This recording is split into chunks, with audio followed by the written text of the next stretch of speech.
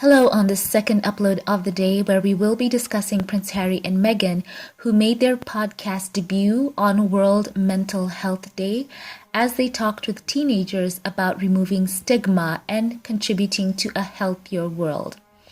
So it was a very insightful and heartfelt and open conversation that they had.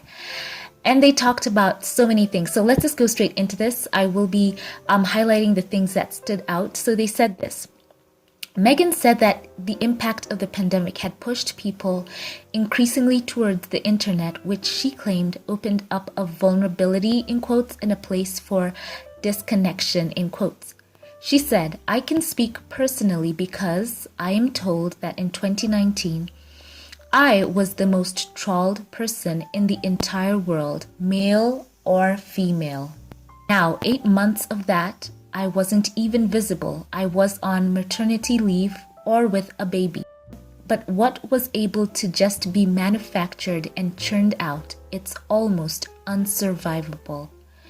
That's so big, you can't even think about what it feels like, because I don't care if you're 15 or 25, if people are saying things about you that aren't true, what that does to your mental and emotional health is so damaging. She went on to say, and so I think from my standpoint, and part of the work that we do is from our own personal experience, being able to talk to people and understand that even though our experience is unique to us and obviously can seem very different to what people experience on the day-to-day, it's still a human experience, and that's universal. Wow, that is so open of her. My goodness, what an insight. Goodness, guys, as I read that, I almost felt like tearing up. How emotional was that? And for sure, she was being attacked in the press.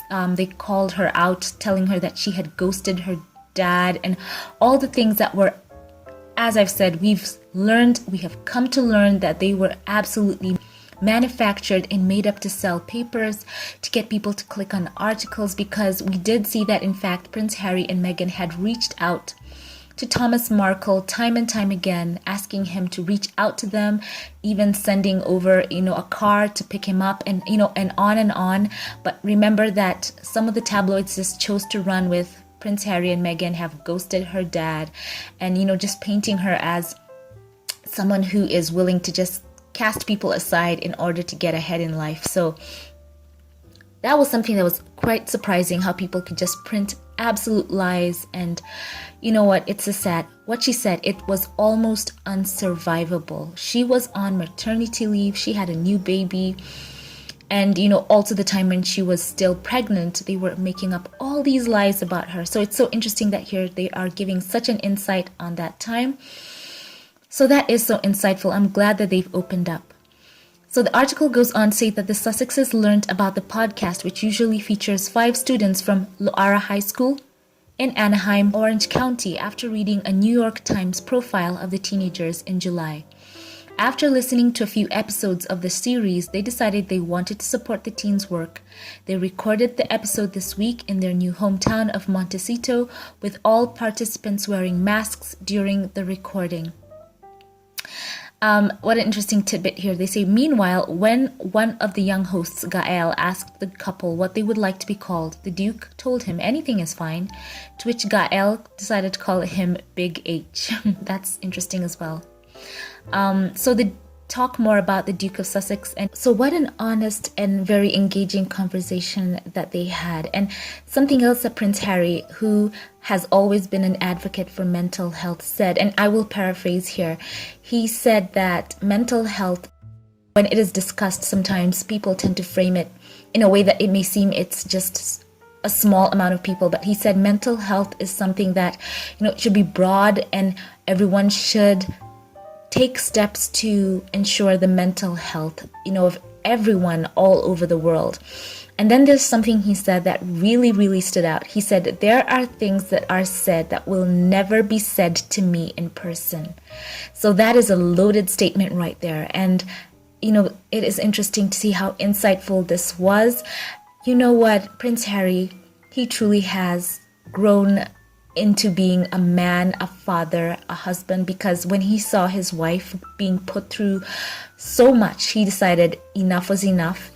And for him, leaving everything behind, everything he had ever known to ensure their mental well-being, their health, there was no price on that. So what an interesting conversation. I am touched by the fact that they were so honest in what they have gone through in their experiences, and vulnerable, because vulnerability, even as Prince Harry said time and time again, it's not weakness, that is actual strength. So yeah, when we talk about this couple, I think I love the fact that so many of you in the comments section say you pray for them, and in fact prayers are needed for them. They have gone through so much, and it makes one emotional. I'm actually on the verge of just tearing up thinking about it, what they've been put through.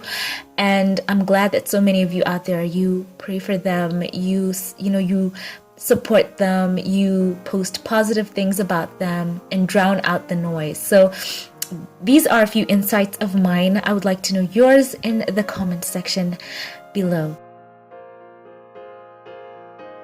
Now, before we sign off on this video, I always like to highlight the Patreon comment of the day, and this time it is courtesy of my Patreon supporter Scotty Brown, and he said, and Scotty Brown commented on the video where Prince Harry and Meghan have won the settlement in the case where the paparazzi took those illegal drone photos of Archie. And Scotty said, Alicia, thank you for bringing this good news to our attention. I'm so happy for Harry and Meghan. They maintained their integrity throughout this ordeal, and the Lord fought the battle for them. I'm so glad they won. They've put the world of paparazzi on notice. Go well. Thank you so much, Scotty Brown, for that. Indeed, Prince Harry and Meghan have won, and we are so thankful to God for that victory. And it's a great thing to know that in the end, good triumphs. So I'm hopeful on not only that front, that the paparazzi will know not to ever go after an innocent, or even Harry and Meghan in the privacy of their homes, or anyone else for that matter. I'm hoping that the tabloid press as well can truly listen to Harry and Meghan and stop the dehumanization, the vilification, the othering, because, do unto others as you'd have them do unto you. It's just such a simple but golden rule. I hope that we can see some, just some change there and some justice. So thank you all for watching. I love you all. Have a great day wherever you are, and keep it here for more updates and more fun videos and reactions.